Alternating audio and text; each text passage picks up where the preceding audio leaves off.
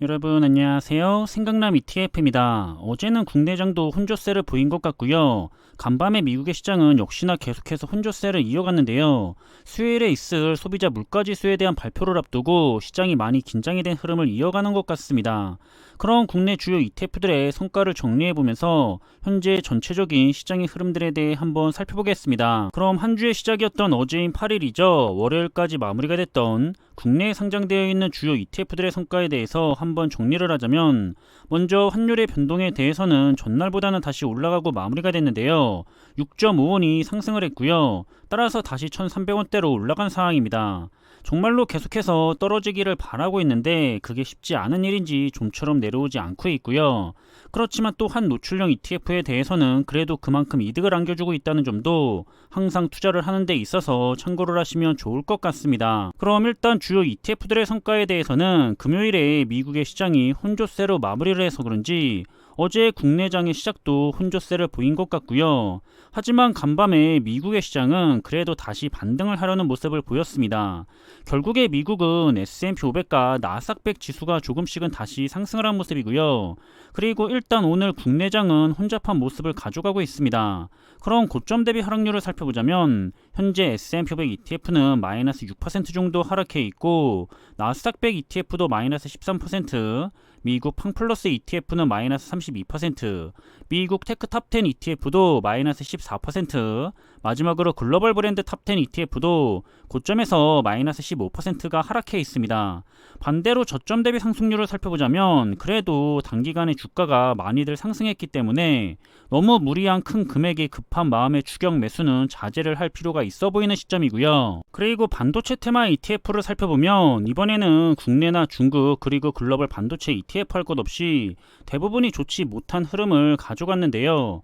미국 반도체 MV ETF만 아주 소폭 상승을 했습니다. 더불어서 간밤에 미국의 시장에서는 글로벌 반도체 ETF들이 아쉽게도 계속 하락세를 가져간 모습이고요. 둘 다 1%가 넘게 하락을 한 모습인데, 따라서 오늘 국내장에서도 글로벌 반도체 ETF들은 하락의 흐름을 가져갈 것으로 생각이 됩니다. 그럼 고점 대비 하락률을 살펴보자면 현재 국내 반도체 ETF들은 마이너스 30에서 32% 정도 하락해 있고, 가장 중요한 글로벌 반도체 ETF들은 마이너스 17%, 그리고 중국의 반도체 ETF도 현재 고점에서 마이너스 23%가 하락해 있습니다. 추가로 저점 대비 상승률로는 역시나 가장 중요한 글로벌 반도체 ETF들이 바닥에서부터 25% 정도 반등한 상태라는 것도 확인을 할 수가 있는데요. 역시나 단기적으로 크게 올라갔던 만큼 앞으로는 큰 금액의 급한 마음의 추격 매수는 조심할 필요가 있어 보입니다. 다음 살펴볼 부분은 미래자동차와 관련된 국내 ETF들인데요. 이 분야들은 그래도 2차전지 부분이 계속해서 괜찮은 흐름을 가져가고 있는 모습입니다. 그리고 간밤에 미국장에서는 자율주행 ETF는 추가적으로 더 하락을 했지만 글로벌 2차전지 테마와 함께 스마트 모빌리티 테마의 ETF는 그래도 상승을 했고요. 그럼 현재 고점 대비 하락률을 살펴보자면 국내 2차전지를 대표하고 있는 타이거 2차전지 테마 ETF가 마이너스 19% 정도 내려가 있고, 중국을 대표하고 있는 차이나 전기차 ETF도 마이너스 22%, 그리고 글로벌 2차전지 ETF는 마이너스 14%, 글로벌 자율주행 테마 ETF도 마이너스 15%, 마지막으로 미국의 스마트 모빌리티 테마 ETF 역시 현재 고점에서 마이너스 28%가 내려가 있습니다. 다음은 메타버스와 클라우드, 사이버 보안, 그리고 혼합 테마와 관련된 국내 ETF들인데요. 이 분야들은 그래도 혼잡한 모습들을 보이면서 절반은 하락을 하고 절반 정도는 상승을 했습니다. 그리고 간밤에 미국장에서는 클라우드 ETF와 사이버 보안 ETF는 다시 상승세를 가져갔던 모습이고요. 그럼 현재 주요 ETF들의 고점 대비 하락률을 살펴보자면 글로벌 메타버스 ETF가 마이너스 30% 정도 내려가 있고, 클라우드 ETF는 마이너스 35%, 그리고 사이버 보안 ETF도 고점에서 마이너스 10% 정도 하락해 있습니다. 다음은 헬스케어와 바이오 그리고 친환경과 관련된 ETF 종목들인데요. 이 분야들은 그래도 강한 모습들을 꾸준하게 보이고 있습니다.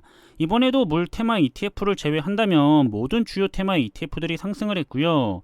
상승의 폭도 크게 가져간 부분들이 많이 보이고 있습니다. 그리고 저점 대비 상승률도 굉장히 크게 올라와 있는 상황이고, 올해 성과에 대해서도 플러스를 유지하고 있는 종목들이 굉장히 많이 있습니다. 그럼 상대적으로 고점 대비 하락률에 대해서 현재 크게 잡혀있는 ETF들을 살펴보자면 아리랑 히토류 ETF가 마이너스 17% 정도 하락해 있고요. 아리랑 수소테마 ETF도 마이너스 20% 정도 하락해 있습니다. 그럼 마지막으로 살펴볼 분야는 가치주 ETF와 함께 명품과 배당, 중국, 그리고 미국의 ETF 산업에 투자를 하는 ETF들인데요. 여기서도 혼잡한 모습들이 나타났던 것 같고요. 하지만 그래도 S&P 500 ETF만큼 괜찮은 ETF로 평가를 받고 있는 가치주 ETF가 최근에 올해의 성과에 대해서 플러스로 올라선 다음에 아직까지도 플러스를 잘 유지하고 있는 모습입니다. 그리고 간밤에 미국장에서는 배당주 ETF들까지 다시 상승하는 흐름을 보인 상황이고요.